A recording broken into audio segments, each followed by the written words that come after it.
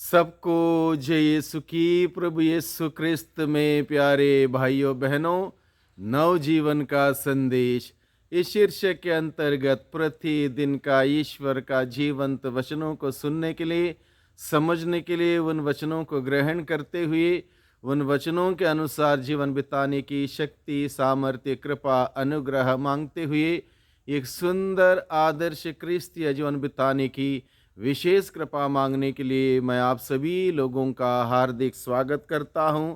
आज जनवरी की 8 तारीख है, बृहस्पतिवार का दिन है और आज के दिन में हम सबों के लिए मनन चिंतन करने के लिए विषय दिया है संत लूकस के द्वारा रचित सुसमाचार अध्याय 4 पद संख्या 14 से 22 का प्रसंग है। इस प्रसंग में मुख्य रूप से हम लोग देखते हैं प्रभु यीशु मसीह अपने प्रचार प्रसार के कार्य के लिए पूर्ण रूप से तैयार हो जाते हैं, आत्मा के सामर्थ्य से भर जाते हैं और वह अपने गृह नगरी आते हैं और ईश्वर का वचन की घोषणा करते हैं, संहिता पढ़ते हैं, सभागृह में जाके उस पुस्तक को पढ़ते हुए अपने मिशन की व्याख्या वो करते हैं।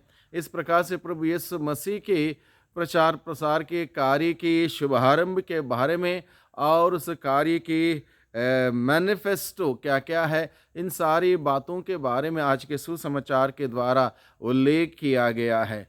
सबसे पहले प्रभु यीशु मसीह अपने प्रचार प्रसार के उस मिशन कार्य को करने के लिए पवित्र आत्मा से परिपूर्ण हो जाते हैं। जिस प्रकार से यहाँ पर लिखा है, आत्मा के सामर्थ्य से संपन्न होकर ईसा गलीलिया लौटे और उनकी ख्याति सारे प्रदेश में फैल गई। वह उनके सभागृह में शिक्षा दिया करते थे और सब उनकी प्रशंसा करते थे।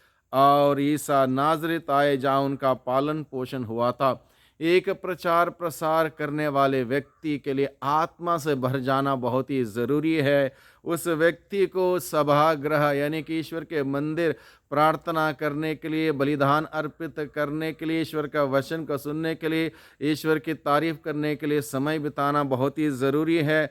प्रचार प्रसार करने वाले व्यक्ति के लिए ईश्वर का वचन नियमित रूप से पढ़ना, अध्ययन करना, मनन चिंतन करना बहुत ही ज़रूरी है, जो कि प्रभु यीशु मसीह अपने जीवन के द्वारा, जीवन के उदाहरण के द्वारा हम सबों को सिखाते हैं। प्रचार प्रसार का कार्य के पीछे कितना कुछ होमवर्क हम सबों को करना है, कितना कुछ मेहनत परिश्रम हमें करना है, प्रभु अपने जीवन के उदाहरण के द्वारा हम सबों को सिखाते हैं। और जब प्रभु यीशु मसीह को सभागृह में जब वो शिक्षा दे रहे थे, वहाँ पर नबी ईसायास के द्वारा लिखी गई उस धर्म ग्रंथ को, उस स्क्रिप्चर को दिया, उसको उन्होंने पढ़ा, उस अंश को पढ़ के उन्होंने सुनाया, जहाँ पर उनके मिशन के बारे में मुख्य रूप से व्याख्या की गई थी। जहाँ पर लिखा है, प्रभु का आत्मा मुझ पर छाया रहता है। और प्रभु यीशु मसीह इस बात की घोषणा करता है, ऐलान करता है, प्रभु का आत्मा मुझ पर छाया रहता है क्योंकि उसने मेरा अभिषेक किया है, उसने मुझे भेजा है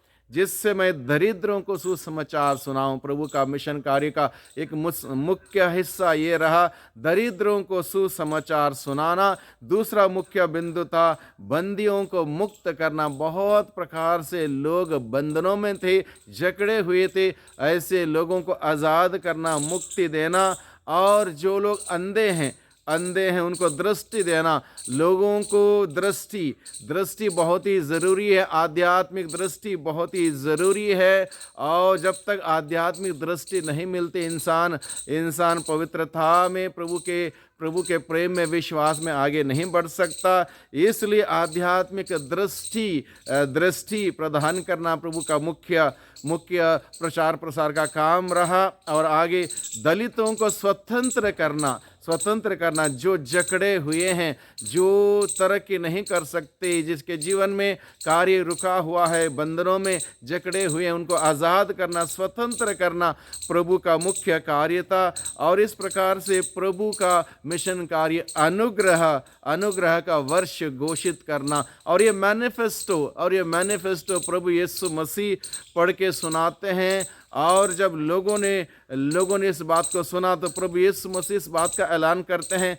ईसा ने पुस्तक बंद कर दी और वह उसे सेवक को देखकर बैठ गए। सभागृह के सभी लोगों की आंखें उन पर टिकी हुई थी। तब वह उनसे कहने लगे, धर्म ग्रंथ का यह कथन आज तुम लोगों के सामने पूरा हो गया है। इसका मतलब यह है, ईश्वर ने अपने मुक्ति विधान ऐतिहासिक रूप में प्रभु यीशु के द्वारा प्रकट किया, और प्रभु यीशु मसीह स्वयं इस बात का ऐलान करते हैं और कहते हैं, आज धर्म ग्रंथ का यह कथन आज तुम लोगों के सामने पूरा हो गया, क्योंकि प्रभु यीशु मसीह मुक्तिदाता इस धरती पर आए। सभी उनके प्रशंसा करते रहे। वे उनके मनोहर शब्द सुनकर अचंभे में पड़ जाते और कहते थे, क्या यह यूसुफ का बेटा नहीं? गृह नगरी नाजरत में लोगों के मन में इतना ही मालूम था कि यह यूसुफ का बेटा है, मरियम का बेटा है, इसके सारे रिश्तेदार हमारे बीच में रहते हैं। उन्होंने यीशु में, बहुत सारे लोगों ने उस ईश्वर को नहीं देखा, इसलिए पूरा संदेश वो ग्रहण नहीं कर पाए, विश्वास नहीं कर पाए। आज के दिन में प्रभु हम सबों को सिखाता है कि हम सबसे पहले उस प्रभु के वचनों को सुने, पढ़ें, मनन चिंतन करें, ग्रहण करें, उस पर विश्वास करें, प्रभु पर भरोसा रखें, और प्रभु पर भरोसा रखते हुए प्रभु ने जो कार्य हम सबों को दिया है, बपतिस्मा संस्कार के साथ जुड़ा हुआ कार्य, प्रचार प्रसार का कार्य हम सबों को जो दिया है, इस कार्य को हम समझें, इस कार्य को करें, अपने जीवन के उदाहरण के द्वारा इस कार्य को हम करते हुए प्रभु के संदेश का प्रचार प्रसार करें, प्रभु के नाम की महिमा हम करें। इसलिए प्रभु ने हमें चुना है, बुलाया है, और इस कार्य को करने के लिए हम सभी सक्रिय हो जाएं, प्रभु से शक्ति सामर्थ्य मांगे, अनुग्रह मांगे, और प्रभु के अनुग्रह से शक्ति सामर्थ्य पाकर